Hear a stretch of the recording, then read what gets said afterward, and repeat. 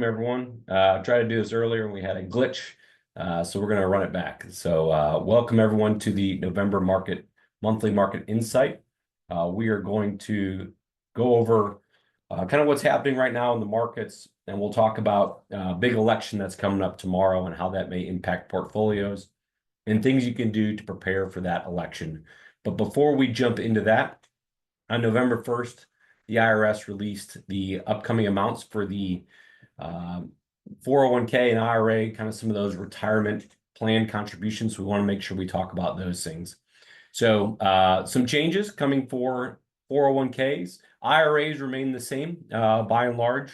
So for IRAs, the maximum amount you can put into an IRA is going to be $7,000 plus the $1,000 catch-up contribution. There were no changes to IRAs for 2025. And then for Roth IRAs, income limits did increase a little bit. Well, if you were single, filing single, then in 2024, you couldn't make over 146, and in 2025, it's 150.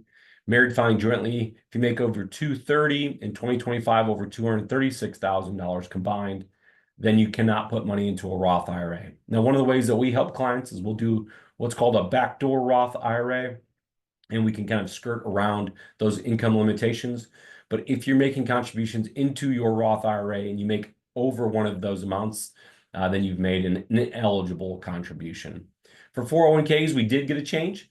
So previously, for 2024, you could put in $23,000 with a $7,500 catch-up contribution. Going into 2024, you get a $500 increase to the employee contribution part. So now you can put in $23,500. The catch-up contribution remains the same at $7,500 for those that are over the age of 50. However, there is a new change. So if you're between the age 60 and 63, your catch-up contributions increased to $11,500. So that's a good thing that they provided, and really the first time we've seen that. So changes to the catch-up contribution amounts. The simple IRA, similar to the 401k, gets a $500 boost from $16,000 up to $16,500, with the catch-up contribution remaining the same. And again, you get a slight increase for those between age 60 and 63 going into 2025. And then for qualified charitable distributions in 2024, that was limited to 105,000. That number goes up to 108,000 in 2025.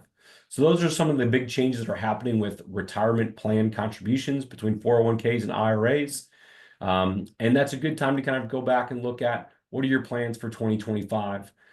Does it make sense for you to increase your 401k contributions? If you're maxing that out, you'll have to increase it by an extra $500 per year in order to reach that amount. Or if you're between the age 60 and 63, you get a little bonus catch-up contribution, which is great to see. Now that kind of brings us on to our next topic, and some questions that we've been receiving over the last month or so is there's a big election tomorrow.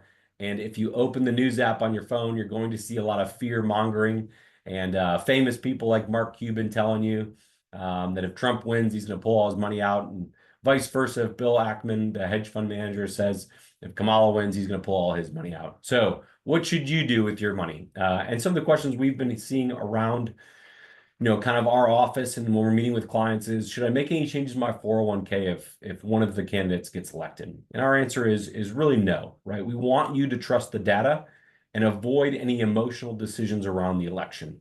And we're going to use that data, and hopefully this reinforces that concept that we don't want to get caught up in party lines when it comes to our investing. We want to know that we've got a good plan in place, and we want to stick to that plan. When we look at the long-term historical performance of, say, the S&P 500, we look at it from 1937 to 2024. All years it's been up about 12%. During a presidential election, it's been about 10%. So still a very, very healthy return. During non-election years, it goes up a little bit more. So all that is to say is don't worry about what's happening right now. When it comes to the market doesn't really care. And the conversation we've been having with our clients is governments move very slowly, right? They're very inefficient. I can say that I've worked in the government for over 22 years. I know it takes a long time to get things moving. Companies, on the other hand, are much different. If there are big changes to the corporate tax law, they're going to make changes very rapidly. We've seen it in the past where they've moved headquarters overseas or they've come back to the United States based on what they're doing with the corporate tax rate. We see these changes very quickly when it comes to individuals and corporations, and the president of corporations are charged with creating value to their shareholder. And they're going to make those changes much more quickly, and much more efficiently than the government's going to make them. So we're not going to get caught up in who wins the election. We're going to trust that the companies are going to continue to be able to provide value to their shareholders regardless of who's in office. And then kind of some more interesting data. We look at the market and how it's performed based on who gets elected, Democrat, Republican, and whether or not Congress and the presidential office are divided. So if you've got a Republican president and the Democratic Senate or Democratic Congress, how does that make a change, vice versa? So we look at a unified government, meaning both the president and Congress are both Democratic, right? S&P has done very well. We look at a unified government with a Republican. Again, the market has done very well.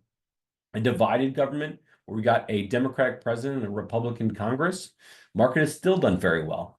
If we look at a divided government with a Republican president, it still has done very well, right? So what I want you to take from that is the government, we don't want to get caught up in the election, make drastic decisions, regardless of what celebrity is posting something on their Twitter feed or on Instagram or what you're reading in your news app. When we look at the data over the long term, and this time period from 1937 to 2024 has seen a lot of elections, a lot of emotional time periods, and the market has always delivered. So we don't want to make drastic decisions based on emotional reactions to what we think is going to happen in the government, right? We want to trust that companies are going to continue to find a way to provide value to their shareholders. Now, that doesn't mean it's not going to come from some volatility. So this chart here is showing the VIX index, which is a measurement of volatility of the S&P 500. So we kind of go back from 2004 all the way through 2024. We've got huge spikes in the VIX and the volatility in times like 2008 when the housing market crashed, and during coronavirus when businesses were shut down and airlines were parking airplanes on runways, right? We see different spikes in the VIX and the volatility of the market, and we see that around elections. And that's exactly what we're seeing today, right? If we look at kind of how the markets have performed over the last 2 weeks, it's been some volatility. And that's because markets don't like uncertainty. So when we don't know who the president is going to be, the markets start guessing, right? We start getting inundated with these news cycles and making irrational decisions. And once we know who's in office, the market can plan and companies can take action. Don't think that companies haven't been meeting, coming up with different plans based on what they think is going to happen moving forward, and they'll implement whatever plan makes sense given who gets office. So we will see some increases in volatility like we have in the past. But after that time period, we hope that in November, December, the markets calm down, they know who's in office, and they can start to plan for the next 4 years. So here's a kind of a more eye-opening chart, right? And this kind of drives home the point that we're trying to make. We go back and look from 1976 through 2024.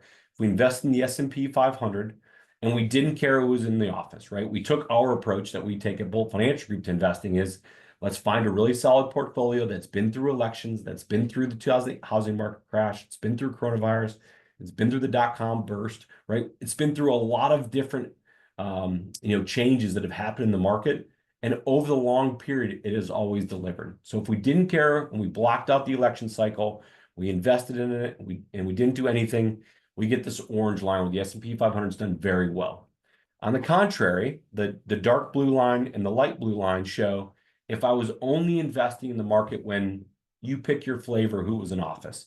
So if I was only investing in the market when there was a Democratic government, right? Then I pulled all the money out when there was a Republican in office. I'd have a much lower return. And the same is true if I did that from a Republican standpoint. So these celebrities that go on and say, if so-and-so wins, I'm going to sell everything. I'm going to move it to cash. I don't trust the government. I'm going to stay out of the market. The data is very clear. Those people would be losers, right? They would not get positive returns in the market. So we want to trust the data and say, you know what? We're not going to care who's in office. We're going to stick to our portfolio. We're going to weather the storm. And we're going to trust that companies are going to find a way to provide value to their shareholders regardless of who's in office. And don't make a decision based on emotions. Make a decision based on data and historical data. And that's exactly what we do here with our evidence-based investing approach at Bolt Financial Group. Right? So that's what I really want to take away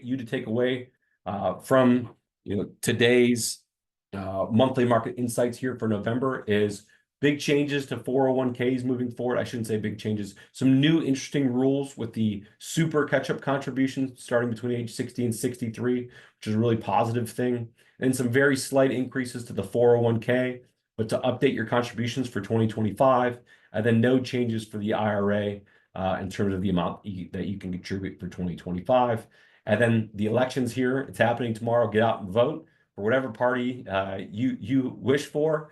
But from our standpoint, from the market, we don't care who that candidate is. The market's going to deliver for us in the long term. We're evidence-based investors at Bolt Financial Group.